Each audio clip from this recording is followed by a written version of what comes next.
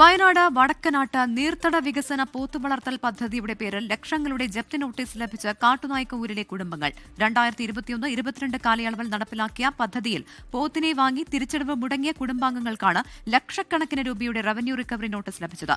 പഞ്ചായത്തിലെ വിവിധ ഊരുകളിലുള്ള ഗോത്ര കുടുംബങ്ങൾ ഇത്തരത്തിൽ ജപ്തി നടപടിയുടെ ഭീഷണിയിലാണ്.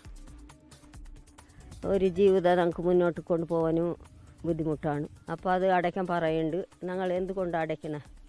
അതാണ് ഞങ്ങൾക്ക് ഭയങ്കര വിഷമം. 2022 ജൂൺ 30 കേരള ബാങ്കിൽ കുടിശ്ശികയായ വായ്പയിന്മേലാണ് 4.5 ലക്ഷത്തോളം രൂപയുടെ ജപ്തി നടപടി. ഗോത്രവിഭാഗത്തിൽപ്പെട്ട 5 കുടുംബങ്ങളെ വീതം ഓരോ ഗ്രൂപ്പുകളാക്കി ഓരോ കുടുംബങ്ങൾക്കും 2 പോത്തുകുട്ടികളെ വീതം നൽകുന്നതായിരുന്നു പദ്ധതി. ജപ്തി ചെലവ് സഹിതം ഉടൻ പണം അടച്ചില്ലെങ്കിൽ ജപ്തി വസ്തുക്കൾ പൊതുലേലത്തിന് വെക്കുമെന്നാണ് അറിയിപ്പ്. പോത്ത് കിട്ടിയത് 4 വർഷമായി.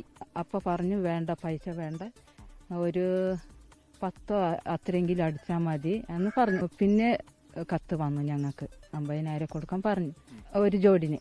പോത്തുകുട്ടികളെ വളർത്താൻ നൽകിയപ്പോൾ തൂക്കത്തിനനുസരിച്ചാണ് വില ഈടാക്കിയിരുന്നത്. മാസത്തവണകളായി തിരിച്ചടയ്ക്കണമെന്നായിരുന്നു കരാർ. എന്നാൽ പദ്ധതി സംബന്ധിച്ച് മേൽനോട്ടമോ തിരിച്ചടവ് കൃത്യമാക്കുന്നതിനുള്ള പ്രവർത്തനങ്ങളോ ഉണ്ടായിരുന്നില്ലെന്നും ആക്ഷേപമുണ്ട്. 24 വയനാട്. ലോകത്തെവിടെയായാലും ഏത് സമയത്തും 24 വാർത്തകളും ഓഗ്മെന്റഡ് റിയാലിറ്റി പാക്കേജുകളും എക്സ്പ്ലെയിനറുകളും വിശദമായി കാണാൻ ഞങ്ങളുടെ യൂട്യൂബ് ചാനൽ നിങ്ങൾക്ക് സബ്സ്ക്രൈബ് ചെയ്യാം.